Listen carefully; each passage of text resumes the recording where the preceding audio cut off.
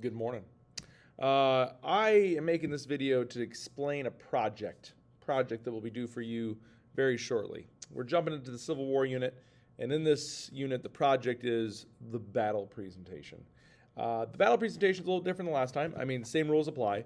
Can't use words. You can only use images and numbers, obviously, to help you remember the stuff.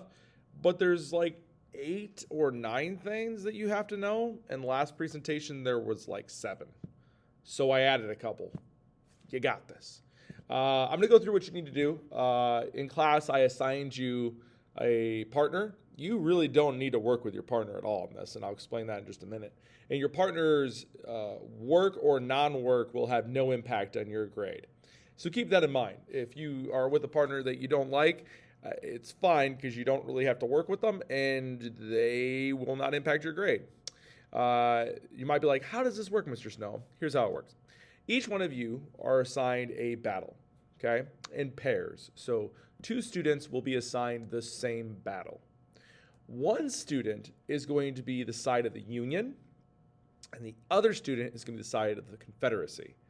So the reason why they will never hurt your grade if your partner doesn't do anything is you just have to present on your side, and if they don't have their stuff, they don't have their stuff, and it's only going to affect their grade.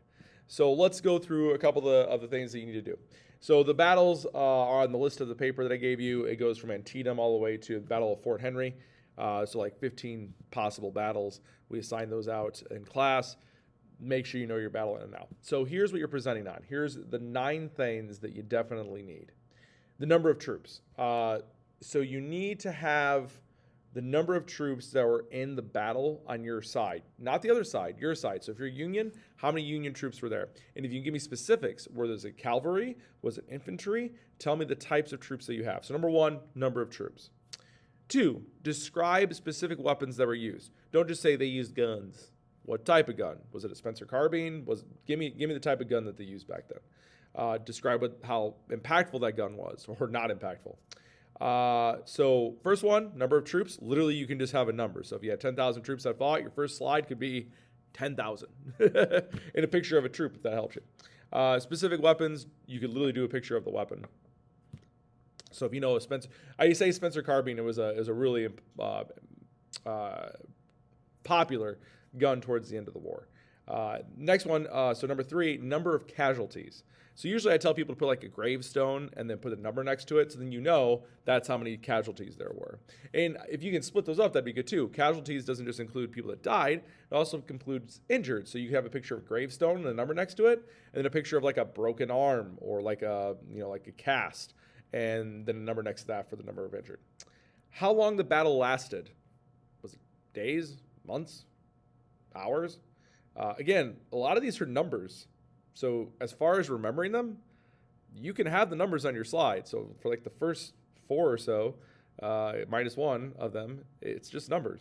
It's not that hard to type up a number on an iPad. Next is the description of the battle terrain. Terrain is a fancy word. Basically, I want to know, was this a land battle? If it was a land battle, was it in a field? Was it in trees? Was it on a hill? If it was on a hill, who had the advantage of being on the high ground? I want to know those details. So tell me the terrain. Was it in the water, by the water, across a river? Describe the terrain, what it looked like. With that, number 5, describing the terrain, I want you to draw for number 6 the map, if you will, on the board. You can draw it, or you can put it on your iPad. You can find a way to make the map visible to us that you can use to describe. I do want you to have a map visual that you can show the class, that you can kind of describe what's happening, so we can have a visual of what's going on. 7, who had logistical advantages or disadvantages? We'll talk about in class what are logistical advantages.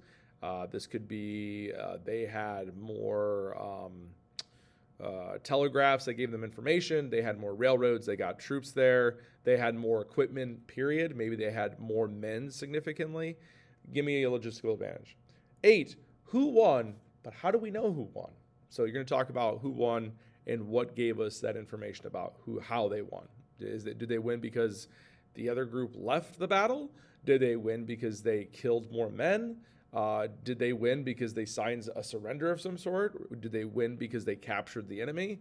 Those are the things to keep in mind. And finally, and this one's kind of the long haul, this is probably the most difficult of all of them, is what were the consequences of this battle?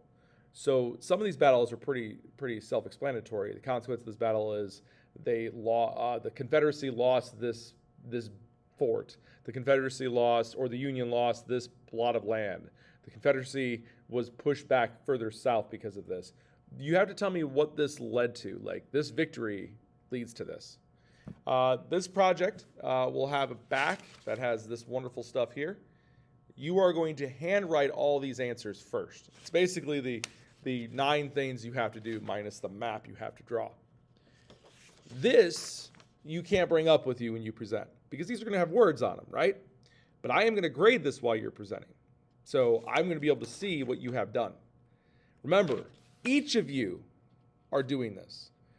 Groups are not doing this together because, again, one member of a group is going to be the Union side, the other one's going to be the Confederate side. So you do not need to fill this out together. You guys will not have the same information. So it would be silly to fill this out together. Okay, with that said, you can use this video to kind of go through the project. Projects will be due shortly. Knock it out. Peace out.